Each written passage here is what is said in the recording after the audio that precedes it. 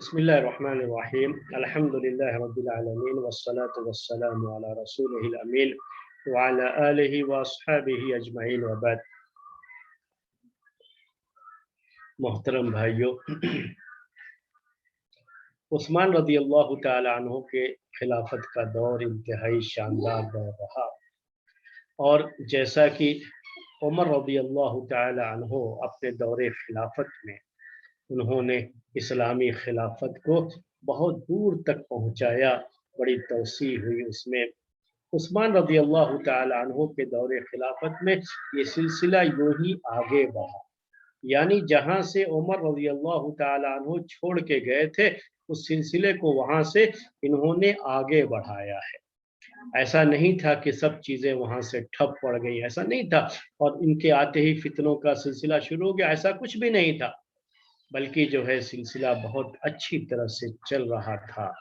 लेकिन जो चीज़ अल्लाह ताला मुक़द्दर करे वो चीज़ होके रहती है। और ख़ास तरीके से इस्लामी फतूहात का जो ये सिलसिला चल रहा था, दुश्मनों की निगाह में ये चीज़ बहुत खटक रही थी और उस कोशिश में थे। एक तरफ कैसर जो शाम का इलाका था, कैसर जिनकी हुकूमत थी, उस ज़माने के सुपर पावर थे, ये जो है ये एम्पायर, रोमन एम्पायर जो है। और एक तरफ किसरा जो पर्सियन एम्पायर थे उस जमाने की, ये भी जो है बहुत बड़ी ताकत थी ये। और दोनों ताकतों को पाश पाश कर दिया था इस्लामी फौज ने और दोनों तरफ सिलसिला फतूहात का बढ़ता गया। उस्मान रज़ी अल्लाह तआला अन्हु के दौरे खिलाफत में भी ये सिलसिला आगे बढ़ता गया और ये बातें मैंने आपके सामने पहले भी जिक्र की हैं। तो पहले ये बातें आपके सामने आ चुकी हैं। ये सिलसिला आगे बढ़ता जा रहा था, तो जाहिर सी बात है आप तो ये समझ सकते हैं कि दुश्मन कब पीछे बैठेगा, दुश्मन कब निचले बैठेगा। इन सब को देख करके वो अंदर अंदर साजिशें तो करेगा ही और फितने में मुब्तला करने की कोशिश भी करेगा। ये सारी चीजें जो है दुश्मन की तरफ से होना एक जो है मुतवक्के चीज है ये, यानी उसकी उम्मीद की जा सकती है कि दुश्मन जरूर ऐसा करेगा। और बहरहाल इसी दौर में अब्दुल्लाह इब्ने सबा, जिसे इब्ने सबा जो है के नाम से जो है तारीख में काफी शोहरत मिली हुई है, इब्ने सबा जो हकीकत में यहूदी था।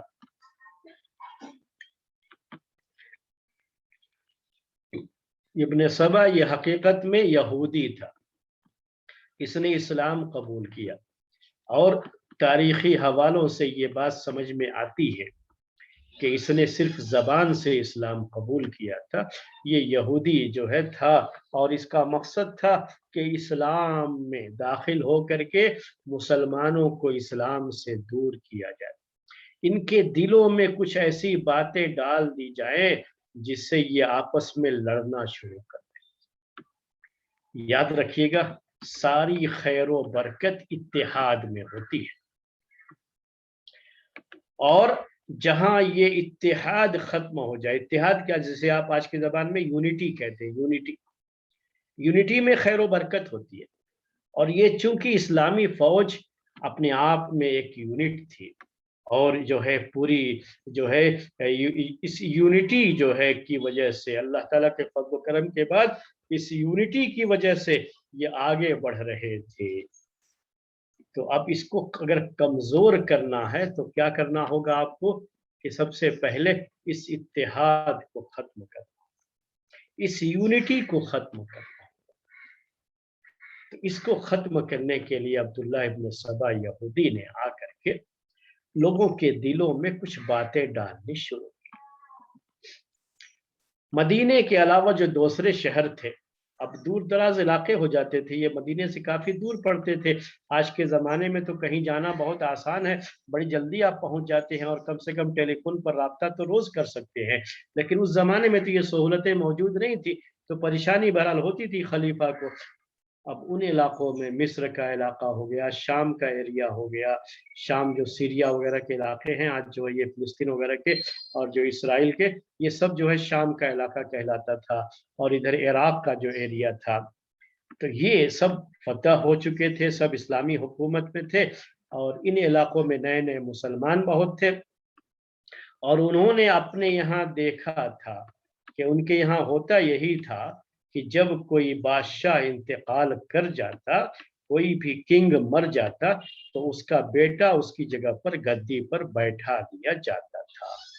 تو یوراج تو آپ جانتے ہی ہیں، یوراج کہا جاتا ہے ایسے ہندی میں جو ہے ایسے لوگ، یعنی پہلے سے ہی متعین ہوتا ہے، یوراج ہوتے ہیں کہ جو ابھی فی الحال راجا ہے، اس راجا کی جگہ پر بعد میں اسی کو تخت پر بیٹھایا جائے گا، حکومت پر بیٹھایا جائے گا، پہلے سے ہی رہتا ہے، تو یوراج اس کو بولتے ہیں۔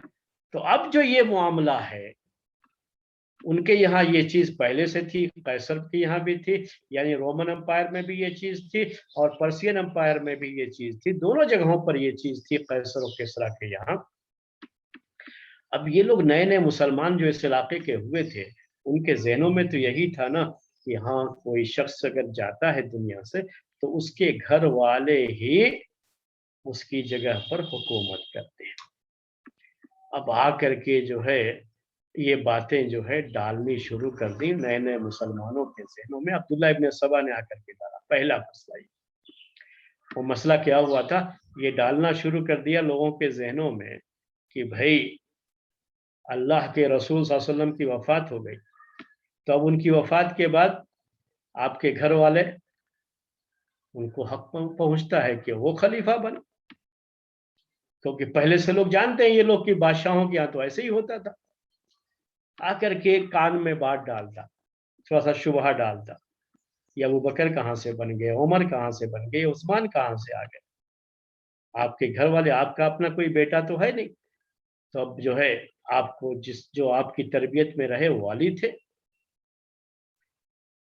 آپ کے خاندان کے کون ہیں؟ علی ہے، تو چلو جو ہے علی کو بننا چاہیے تھا۔ یہ جو ہے ذہنوں میں بات ڈالنی شروع، یہ بیج بونا شروع کیا تھا اس نے، اور تشیع کا جو بیج پڑا وہ یہیں سے پڑا ہے میرے بھائیوں، لوگوں کے ذہنوں میں اس طرح کی بات ڈالنی شروع۔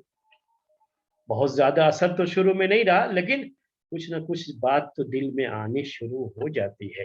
جو پکے سچے مسلمان ہیں وہ تو ان سب چیزوں سے کچھ بھی اثر نہیں لیتے، لیکن جن کا ایمان اتنا پختہ نہیں ہے تو بہرحال ان کے دلوں پر تو یہ باتیں کچھ نہ کچھ اثر انداز ہوگی، اور اس کا اثر ان کے اوپر کچھ نہ کچھ تو ہوگا ہی۔ تو یہ سلسلہ میرے بھائیوں شروع ہوا تھا، یہ عبداللہ ابن سبا یہودی نے آ کر کیا، بڑی جو ہے بہت سارے فتنے اس نے جو ہے ڈالے، اور عثمان رضی اللہ تعالی عنہ کے خلاف پوری جو ہے سازشی ٹیم جس نے تیار کی تھی وہ اصل میں یہی تھا، عبداللہ ابن سبا یہودی، اور مختلف حوالوں سے اس نے مختلف باتیں جو ہے مشہور کی تھی، اور بہت سارے جو ہے لوگوں کا ذہن اس نے بگاڑا تھا، اور ایک پوری جماعت عثمان رضی اللہ تعالی عنہ کے خلاف جو ہے تیار کر لی تھی۔ تو سب سے پہلے خوارج تو یہی لوگ تھے، بعد میں خوارج جو ایک جماعت کی شکل میں ظاہر ہوئے وہ الگ، وہ ایک جو ہے فرقہ خوارج کا ہے وہ نہیں کہہ رہا ہوں میں، خوارج ان کو بھی کہا جاتا ہے جو حکومت کے خلاف اٹھ کھڑے ہوتے ہیں۔ تو یہ جو حکومت کے خلاف یعنی عثمان رضی اللہ تعالی عنہ کی حکومت کے خلاف اٹھ کھڑے ہوئے تھے، ان کا سردار تھا یہی عبداللہ ابن سبا یہودی، اور اس نے جو ہے سوچا چھوڑا، حالانکہ اللہ کے رسول صلی اللہ علیہ وسلم کے چچا تھے عباس رضی اللہ تعالیٰ عنہ، تو جب گھر کی بات آئے گی تو علی ہی کیوں، عباس رضی اللہ تعالیٰ عنہ کا بھی تو حق ہوگا نا۔ اسی لیے بعد کے دور میں بنو امیہ کے بعد یہی چیز جو ہے لوگوں کے ذہنوں میں ڈالی گئی، تو وہاں سے خلافت عباسیہ تو بن گئی، لیکن یہ شیعوں نے جو کوشش کی وہ کبھی جو ہے کامیاب نہیں ہو سکی تھی۔ تو بہرحال میں وہ تو آگے کی تاریخ کی بات ہے، لیکن فی الحال جو تاریخ ہے عثمان رضی اللہ تعالی عنہ کے خلاف انہوں نے چارج شیٹ تیار کیا، اور یہ شخص عبداللہ بن سبا یہودی مختلف شہروں میں گھومتا رہا، شام کے علاقے میں بھی، عراق کے علاقے میں بھی، مصر میں بھی، اور یمن میں بھی، مختلف علاقوں میں گھوم گھوم کر کے یہ لوگوں کے کچے لوگوں کے ذہنوں میں اس طرح کی باتیں ڈالتا رہا۔ اس کو پہلے کیا کہا جاتا ہے، انڈیویجول طور پر आदमी क्या करता है, माइंड लोगों का बनाता है, जिसको आप कहते हैं ज़हन साजी करना उर्दू में। यानी पहले लोगों का माइंड जो है चेंज किया जाए, और इसके लिए बाकायदा जो है फौरी तौर पर जमात मिल जाएगी तभी काम करेंगे, वैसा नहीं होता। ये दुश्मन भी जो काम करते हैं वो भी ऐसे ही करते हैं, दीन का काम भी ऐसे ही करना होता। तो पहले जो है इसने क्या किया, मदीने में पढ़े लिखे लोग ज्यादा हैं, मक्के में ज्यादा पढ़े लिखे लोग, ज्यादा सहाबा किराम की जमात है, और ये पुराने मुसलमान भी थे, और इनको इतनी आसानी के साथ जो है इस तरह की बातें कह करके बहकाया नहीं जा सकता था। तो ये जो इलाके दूर के थे और नए नए मुसलमान वहाँ ज्यादा थे, जिन्होंने कैसर और किसरा की हुकूमतें देखी थी और वहाँ का नज़्म इंसराम देखा था कि बाप के बाद बेटा ही गद्दी पर बैठता है, तो उनके जहनों में इस तरह की बातें डालनी शुरू की। पहला तो ये काम था। दूसरी बात क्या की, दूसरा काम क्या किया कि अब अगर किसी को लाना है तो उस्मान रज़ी अल्लाह ताला अन्हो को हटाना भी पड़ेगा। अब इनको हटाने के लिए इनके खिलाफ चार्जशीट जो है दाखिल करना पड़ेगा। अब वो चार्जशीट क्या हो, उसके लिए इनके खिलाफ मुख्तलिफ लिहाज से महाज बनाया और बाकायदा जो है एक लिस्ट बनाई, इनकी जो है फला फला इनकी खामियां हैं, इनकी गलतियां हैं, इनकी हुकूमत के ये गलत गलत काम हैं, ये उसकी बाकायदा जो है लिस्ट बनाई। वही हमने आपसे कहा चार्जशीट जो है उसके खिलाफ तैयार किया। तो जो चार्जशीट उनके खिलाफ तैयार की गई उसमें एक मामला, मैं आज ही पूरी बातें तो नहीं पेश कर सकता, एक मामला उसमें से ये था कि अबू ज़र ग़िफ़ारी रज़ी अल्लाह ताला अन्हु और उस्मान बिन अफ़्फ़ान रज़ी अल्लाह ताला अन्हु खलीफा वक्त, इन दोनों के दरमियान इख्तिलाफात थे, और उस्मान रज़ी अल्लाह ताला अन्हु ने इनके ऊपर बहुत जुल्म किया अबू ज़र ग़िफ़ारी पर, और इनको मदीने से बाहर एक गैर आबाद इलाके में इनको वहाँ रहने पर मजबूर किया, उनको वहाँ पर भेज दिया। इन्होंने ये जुल्म किसकी वजह से किया, अमीर मुआविया की वजह से किया, क्योंकि अमीर मुआविया इनके रिश्तेदार होते थे, तो अपने रिश्तेदार की जो है साइड लेते हुए और उनकी हिमायत करते हुए उनके सपोर्ट में अबू ज़र ग़िफ़ारी रज़ी अल्लाह ताला अन्हो को मदीने से दूर रब्ज़ा नामी जगह पर भेज दिया। तो ये एक जो है उस्मान रज़ी अल्लाह ताला अन्हो पर उठने वाले सवालात में से एक सवाल, उठने वाले एतराज़ात में से एक एतराज़, जिन चीज़ों को लेकर के चार्जशीट दाखिल की गई उसमें से एक बात ये थी। वो मामला क्या है, उस्मान रज़ी अल्लाह ताला अन्हो और अबू ज़र ग़िफ़ारी रज़ी अल्लाह ताला अन्हो का।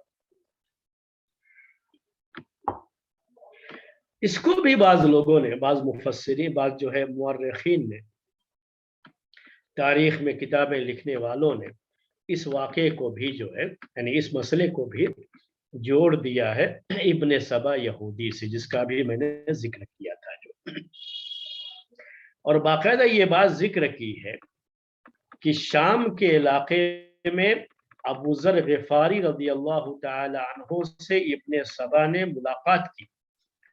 इब्ने सबा जो हकीकत में यहूदी था लेकिन बज़ाहिर जो है मुसलमान हो गया था,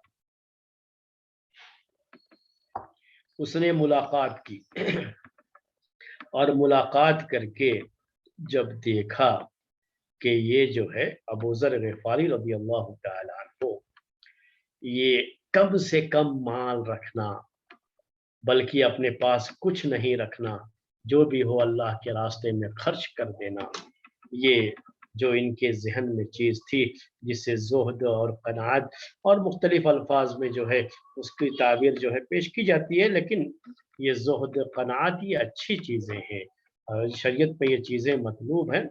असल में अबू ज़र ग़िफ़ारी रज़ी अल्लाह ताला अन्हु के यहाँ ये चीज़ कुछ ज़्यादा ही हो गई थी,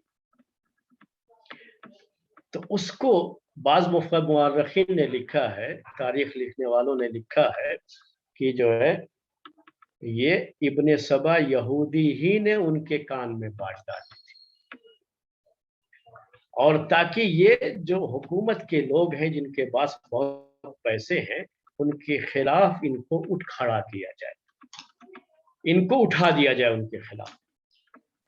یہ بعض مورخین نے بات لکھی ہے، لیکن جو ہے اس سلسلے میں صحیح بخاری کی جو روایت ہے میں وہ آپ کے سامنے پیش کرنا چاہوں گا، اور ہم اسی روایت پر زیادہ اعتماد کرتے ہیں اس پورے واقعے کو لے کر کے کہ یہ بات تو ثابت ہے اور یہ صحیح بخاری میں موجود ہے۔ وہ بات یہ ہے کہ ابو ذر غفاری رضی اللہ تعالی عنہ یہ شام کے ایریے میں تھے، اور شام کے گورنر تھے امیر معاویہ رضی اللہ تعالی۔ شام ہم نے بار بار آپ سے کہا یہ سیریا، اردن، جارڈن جسے آپ کہتے ہیں، اور فلسطین اور اسرائیل، یہ سب جتنے بھی علاقے ہیں نا، یہ سب ملا کر کے اس زمانے میں شام کا علاقہ کہلاتا تھا۔ وہاں پر ابو ذر غفاری رضی اللہ تعالی عنہ تھے، امیر معاویہ رضی اللہ تعالی عنہ وہاں کے گورنر تھے۔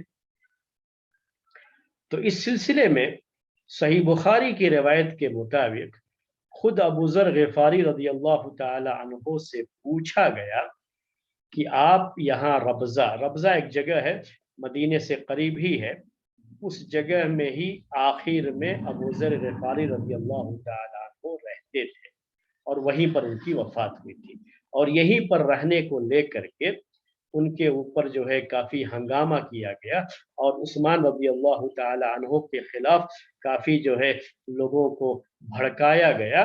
تو یہ اصل میں ان کا ربضہ نامی جگہ پہ رہنا اور وہیں پر ان کا انتقال ہو جانا، وہیں پر ان کا انتقال بھی ہوا تھا، اور یہ 32 ہجری، ہجرت کی 32، ابھی عثمان رضی اللہ تعالیٰ عنہ کے دور خلافت کا ابھی کافی سال باقی ہیں ابھی جو ہے۔ تو یہاں سے جو ہے ان کی وفات کے بعد اعتراضات شروع ہوئے تھوڑے تھوڑے جو ہے کر کے، اس کو بھی جو ہے اعتراض کے طور پر پیش کیا گیا کہ اس جگہ پر ان کو رہنے پر مجبور کیا تھا عثمان رضی اللہ تعالی عنہ۔ تو معاملہ کیا تھا وہ میں بتانا چاہوں گا آپ کو کہ صحیح بخاری کی روایت میں یہ ہے کہ زید بن وہب وہ کہتے ہیں کہ میں گزرا ربضہ میں، مررت بالربضہ کی، ربضہ کے علاقے سے میرا گزر ہوا، ربضہ یہ جگہ کا نام ہے۔ فَإِذَا أَنَا بِأَبِي ذَرٍ رضی اللہ تعالی عنہ، تو وہاں ربضہ میں میں نے ابو ذر غفاری رضی اللہ تعالی عنہ کو دیکھا۔ اصل میں یہ وہاں پہ کوئی بہت زیادہ آبادی نہیں تھی، مدینے سے قریب تو تھا لیکن کوئی بہت زیادہ آبادی وغیرہ وہاں پہ نہیں تھی، لیکن وہ ایک راستہ تھا، وہاں سے لوگ گزرتے رہتے تھے۔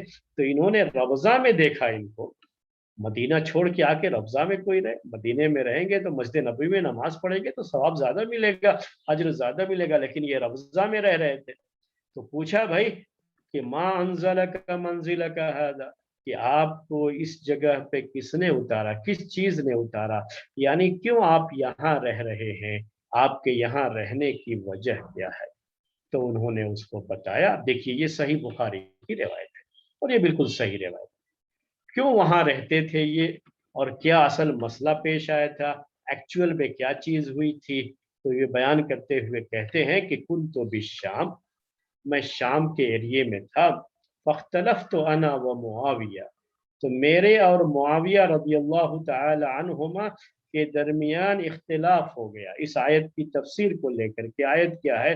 یا ایھا الذین آمنوا ان کثیرا من الاحبار والرهبان لیأکلون اموال الناس بالباطل ویصدون عن سبیل اللہ والذین یکنزون الذهب والفضة ولا ينفقونها في سبيل الله فبشرهم بعذاب علیم۔ اس آیت کے بارے میں اختلاف ہو گیا، اس کی تفسیر کے بارے میں کہ اس کی میننگ کیا ہے، اس کی تفسیر کیا ہے، امیر معاویہ اور ابو ذر غفاری رضی اللہ تعالی عنہ کے درمیان۔ میں آیت کا ترجمہ آپ کے سامنے پیش کر دیتا ہوں تو سمجھنے میں آپ کو تھوڑی اور آسانی ہوگی پورے واقعے کو۔ اس آیت کا معنی یہ ہے کہ اے وہ لوگوں جو ایمان لائے ہو، کہ یا جان لو یہ بات کہ بہت سے یہودی عالم، یہودی علماء کو احبار کہا جاتا ہے، بہت سے یہودی عالم اسکالرز، والرہبان اور کرسچین عالم، क्रिश्चियन आलिम को राहिब और उसकी जमा रोहबान जो है ये पादरी लोग जो होते थे। तो कहा कि बहुत से यहूदी आलिम और क्रिश्चियन आलिम ये लोगों का माल बातिल तरीके पर खाते हैं। वही मुख्तलिफ चीज़ें करके ये लोग अपनी तरफ से पैसे ऐंठते रहते थे। जैसे हमारे जो है मौलवी लोग भी जो है लोगों का माल ऐसे बहुत खाते हैं। अक्सर लोग उलमा से धोखा खा जाते हैं और अपना पैसा लुटा देते हैं उनके ऊपर। अक्सर तो धोखा देने वाले होते हैं और बातिल तरीके से लोगों का माल खाते हैं। तो ये यहूदी और नसरानी उलमा के यहाँ भी ये चीज़ थी।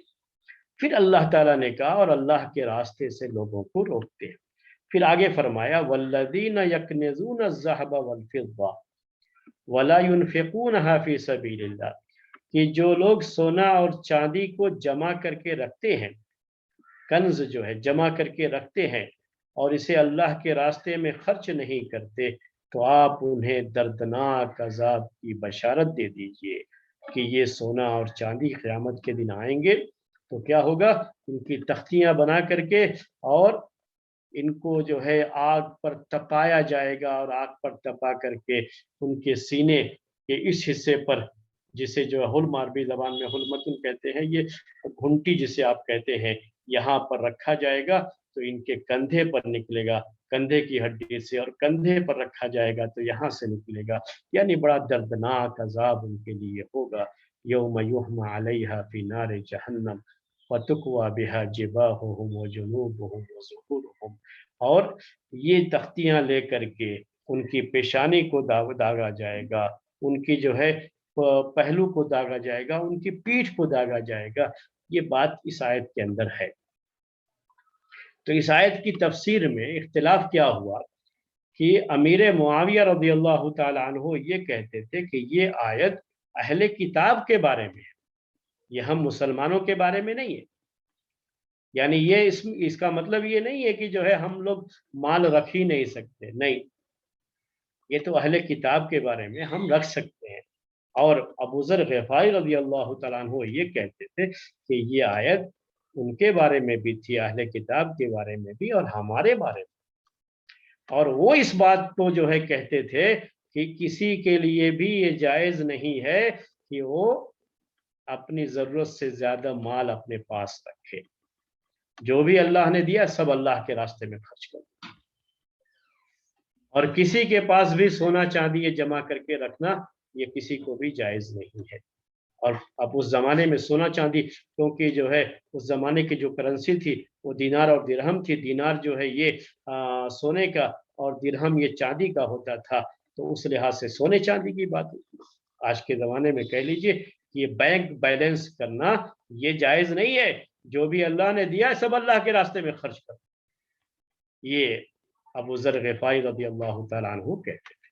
अगर रखोगे अपने पास तो क्या होगा, क़यामत के दिन यही जो है आग पर तपा करके तुमको दागा जाएगा और तुम्हें दर्दनाक अज़ाब दिया जाएगा। अब ये आयत एक दूसरे लिहाज से यूँ समझ लीजिए कि जो भी पैसे वाले लोग हैं, जिन्होंने कुछ बना के रखा है, जमा करके रखा है, उन सब के जो है बारे में कहते थे कि ये आयत है और इन सब को क़यामत के दिन बड़ी सज़ा मिलेगी। ये किसका बयान था? अबू ज़र ग़िफ़ारी रज़ियल्लाहु तआला अन्हु। और यही बात वो पेश करते थे। अमीर मुआविया रज़ियल्लाहु तआला ने कहा कि नहीं नहीं, ये बात नहीं, ये तो अहले किताब के बारे में, हमारे लिए जायज़ है। हमारे लिए मसला ये है कि अगर हमने ज़कात अदा कर दी है तो ज़कात अदा करने के बाद हम अगर माल जमा करते हैं, अपने पास कुछ रखते हैं, बैंक बैलेंस रखते हैं, तो कोई हरज की बात नहीं है। उन्होंने कहा कि जो है बैंक बैलेंस रखना ज़कात अदा करने के बाद, इसमें कोई हरज की बात नहीं है, हमारे लिए जायज़ चीज़ है ये। और हदीस में भी ये बात आई हुई है। ये आयत अगरचे की आम है, लेकिन ये बात हदीस में आई हुई है कि जिस माल की ज़कात अदा कर दी जाए, अब वो कंज़ नहीं है। ये असल में उन लोगों के बारे में है जो माल की ज़कात अदा नहीं करते या जिन्होंने माल गलत तरीके से कमाया है, खयानत करके कमाया है, करप्ट लोग हैं, धोखा दे करके कमाया है और नाजायज तरीके से कमाया है, बातिल तरीके से कमाया है, ऐसे लोगों के बारे में ये बात है। और जो लोग ज़कात नहीं अदा करते उनके बारे में ये बात। लेकिन जिन्होंने ज़कात अदा कर दी है, अब उनका माल कंज नहीं रहा, अब वो माल जो ज़कात अदा करने के बाद माल बचता है, अब ये कंज नहीं है। इसको आदमी बैंक बैलेंस कर सकता है, अपने बच्चों के लिए, उनके फ्यूचर के लिए रख सकता है, अपने फ्यूचर के लिए आगे जो है काम आने के लिए रख सकता है माल अपने पास, कोई हरज नहीं है। और यही बात सही थी। लेकिन अबू ज़र ग़िफ़ारी रज़ियल्लाहु ताला अन्हु अपनी राय पे डटे हुए थे, नहीं नहीं ये जो है रखना ही नहीं है, जो कुछ भी है सब निकालो अल्लाह ताला के रास्ते में और गरीबों मिस्किनों पर खर्च करो, अपने पास कुछ भी रखना नहीं है, ज़ख़ीरा नहीं करना है, जमा नहीं करना है, कुछ बैंक बैलेंस नहीं करना है। आज की ज़बान में कहना हो तो ये कहेंगे कुछ भी बैंक बैलेंस नहीं होना चाहिए। ये बात थी असल। अब जब ये इख्तिलाफ शाम में बहुत बढ़ गया और लोगों को बहुत परेशानी होने लगी अबू ज़र ग़िफ़ारी रज़ियल्लाहु ताला अन्हु के इस मसले को लेकर के, तो वहाँ से अमीर मुआविया रज़ियल्लाहु ताला अन्हु ने खत लिखा उस्मान रज़ियल्लाहु ताला अन्हु को। खत लिखा उस्मान रज़ियल्लाहु ताला अन्हु को। नोट कीजिएगा ये सारी चीजें, ये बहुत अहम बातें हैं। खत लिखा कि आप इनको बुला लीजिए मदीना, यहाँ इनकी वजह से बहुत परेशानी हो रही है, ये जिस तरह की का ओपिनियन है इनका, ये जो है लोगों में बहुत परेशानी पैदा करेगा। बाज़ लोगों ने इसी ओपिनियन को इसके साथ भी जोड़ना चाहा है कि जो कम्युनिज्म का, आज की जो कम्युनिज्म की थ्योरी है और कम्युनिज्म का जो नज़रिया है, उनकी जो सोच है, वो अबू ज़र ग़िफ़ारी रज़ियल्लाहु ताला अन्हु से उसको जोड़ देते हैं बात, वो भी गलत करते हैं। ये भी क्या है मेरे भाइयों, ये भी गलत है। कम्युनिज्म का जो है उनकी जो थ्योरी है, उनका जो नजरिया है ना, वो बिल्कुल अलग है। और अबू ज़र ग़िफ़ारी रज़ियल्लाहु ताला अन्हु जो बात कहते थे वो सिर्फ ये था कि अपने पास माल जमा करके मत रखो, लोगों को ज़रूरतें हैं, लोगों को जो है दो, लोगों पर खर्च करो। जैसे अल्लाह के रसूल सल्लल्लाहु अलैहि वसल्लम ने कहा कि अगर मेरे पास उहद के पहाड़ के बराबर भी सोना होता तो सब मैं अल्लाह के रास्ते में खर्च कर देता। तो इस तरह की बात हदीसें थी जिसकी वजह से अबू ज़र ग़िफ़ारी रज़ियल्लाहु ताला अन्हु ये समझते रहे कि जो कुछ भी माल है वो सब अल्लाह के रास्ते में खर्च करना है, सिर्फ ज़कात निकालना ये काफ़ी नहीं है। बहरहाल ये उनकी अपनी सोच थी। अब अमीर मुआविया रज़ियल्लाहु ताला अन्हु गवर्नर हैं, तो उन्होंने उनके खिलाफ कोई जुल्म किया हो, उनको जो है इसकी वजह से बंद कर दिया हो, उनकी ज़बान पर ताला लगा दिया हो कि नहीं आप बयान नहीं कर सकते, उनको जेल में डाल दिया हो कि आप गवर्नर के खिलाफ बात कर रहे हो, कुछ भी जो है नहीं किया उन्होंने ऐसा कुछ भी। बल्कि क्या किया, उस्मान रज़ियल्लाहु ताला अन्हु को खत लिखा कि यहाँ रहेंगे तो यहाँ लोगों को परेशानी हो सकती है, इससे फितना हो सकता है लोगों में, इसलिए आप इनको मदीना बुला लीजिए, बस इतना सा। अब खलीफा वक्त उस्मान रज़ियल्लाहु ताला अन्हु, उन्होंने भी हालात की नज़ाकत को समझा तो उनको मदीना बुला लिया, शाम से उनको मदीना बुला लिया। यही हुआ था। अब जब मदीना बुला लिया उनको, ये सही बुखारी पे गिरे, जब मदीना बुला लिया तो अब मदीना बुलाने के बाद क्या होने लगा, मसला क्या होने लगा। अब इनकी एक अलग किस्म की राय थी, इनका अपना ओपिनियन। खलीफा वक्त ने भी इनके ऊपर कोई जबान पर ताला नहीं लगाया, इनको कहीं जेल में बंद नहीं किया, कुछ नहीं किया इनको, और ये भी नहीं कहा कि आप ये राय बयान नहीं कर सकते। वो तो बड़ी सख्ती से कहते थे अबू ज़र रज़ियल्लाहु ताला अन्हु कि अगर जो है कोई मेरी गर्दन पर तलवार भी रख दे, मेरे सर पे तलवार भी रख दे, तब भी मुझे जो कहना है वो मैं कहूंगा। और इनके खिलाफ किसी भी तरह की कोई कार्रवाई नहीं की गई। उस्मान रज़ियल्लाहु ताला अन्हु ने भी कुछ नहीं किया।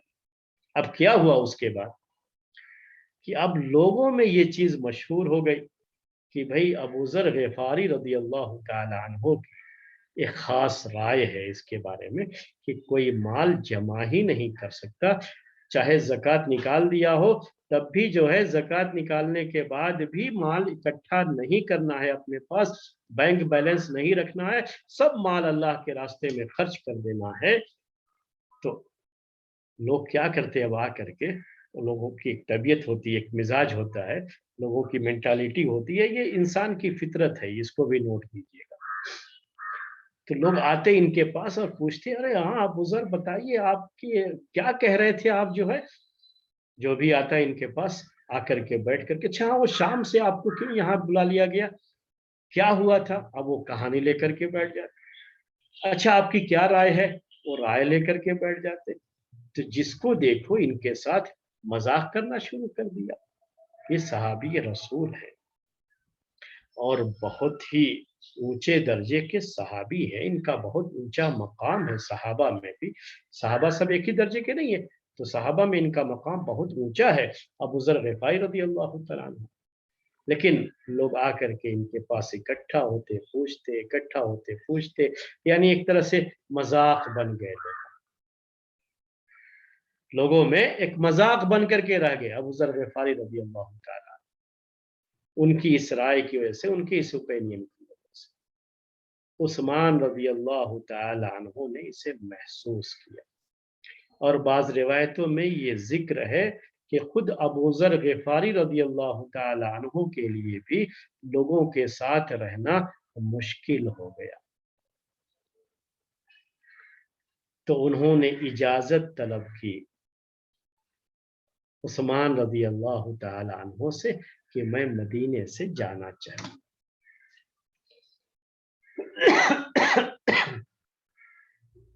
تو عثمان رضی اللہ تعالی عنہ نے انہیں اجازت دی اور کہا کہ آپ جائیے لیکن قریب ہی رہیے گا، زیادہ دور مت چلے جائیے گا۔ یہ پورا معاملہ ہوا تھا، یعنی جانے کی اجازت دی لیکن یہ بھی کہا کہ قریب رہیے گا، زیادہ دور مت جائیے گا۔ اس طریقے سے اپنی مرضی سے ربضہ جو جگہ تھی جہاں سے مختلف قافلوں کا گزر ہوتا تھا، وہاں جا کر کے یہ رہنے لگے، وہاں ان کے رہنے سہنے کا انتظام بھی کر دیا گیا تھا، وہاں پر وہ رہنے لگے۔ اب وہاں آبادی نہیں تھی، وہاں یہ رہتے تھے۔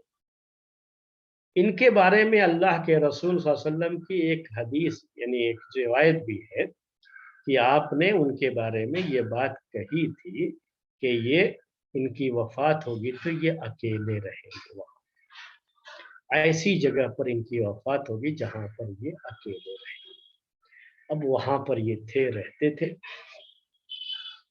وہیں پر ان کی وفات، یہ ربضہ خود اپنی مرضی سے گئے تھے۔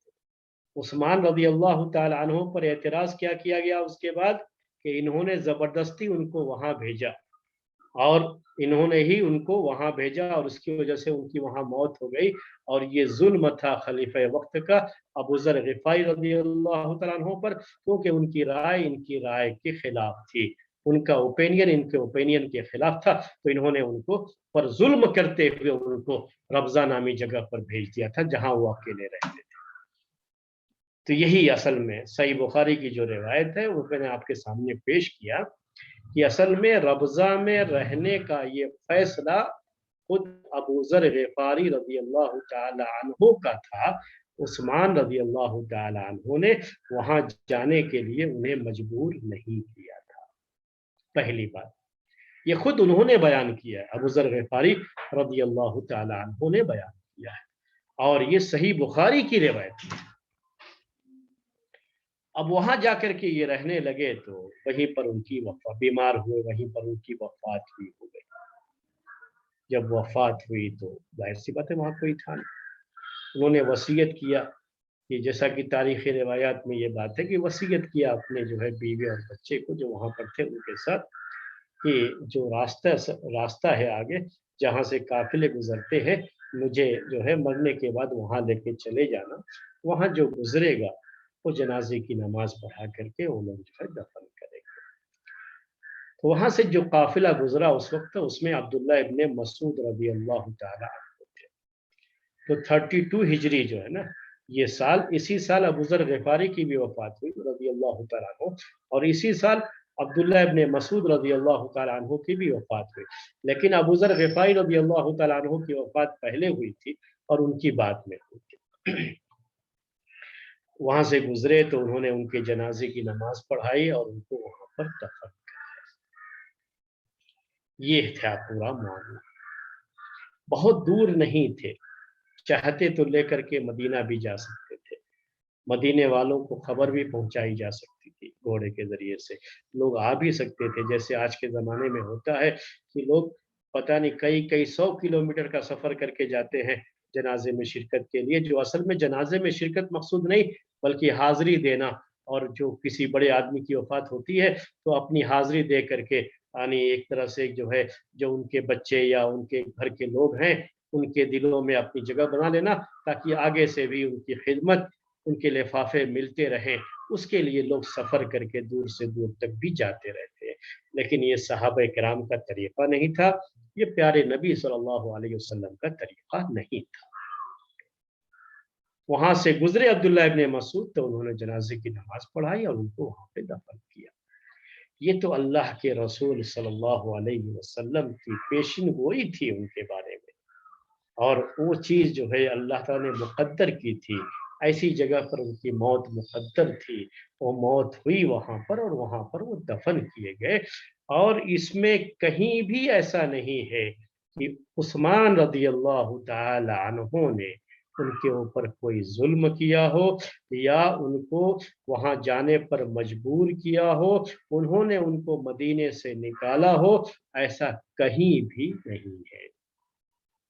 इस सिलसिले की जो रिवायत मौजूद है, वो एक शीई रावी, राफिजी रावी की जो है सनद से जो है एक रिवायत है। अब जाहिर सी बात है कि सही बुखारी की रिवायत के मुकाबले में वो शीई जो है रावी की रिवायत कैसे कोई कबूल कर लेगा। और ये राफिजी जो जो मुअर्रिखीन हैं, जो तारीख लिखने वाले लोग हैं, वो अगर इस तरह की रिवायतें पेश करते हैं तो उनकी रिवायतों पर कैसे आप एतमाद करेंगे, जबकि इनका काम ही है अबू बकर रज़ी अल्लाह तआला अन्हु को बुरा भला कहना, उमर रज़ी अल्लाह तआला अन्हु को बुरा भला कहना, उस्मान रज़ी अल्लाह तआला अन्हु को बुरा भला कहना, झूठ बोलना, झूठी रिवायतें गढ़ना। जिनका दीन और मजहब है, उनकी रिवायतों पर कैसे एतमाद कर लेंगे। तो ये जो एतराज़ किया गया है उस्मान रज़ी अल्लाह तआला अन्हु पर, बिल्कुल गलत एतराज़ है। और सही बात जो थी वो सही बुखारी की रिवायत में, वो मैंने आपके सामने पेश कर दी है। ये बातें थी, वक्त भी हो गया है, तो हम तारीख के इस दर्स को यहीं पर विश्राम देंगे और इंशाअल्लाह फिर आगे और जो एतराज़ात उनके ऊपर किए गए, जो चार्जशीट उनके खिलाफ दाखिल की गई, वो और क्या है, इंशाअल्लाह आगे के दर्स में बातें आपके सामने आएंगी। आज का दर्स इसी पर ख़त्म करते हैं। सुब्हानक अल्लाहुम्मा बिहम्दिका अशहदु अन ला इलाहा इल्ला अंत अस्तगफिरुका व अतूबु इलैक। इसके बाद हमारी अरबी की क्लास है और उसमें जो शिरकत करते हैं वो शिरकत करें।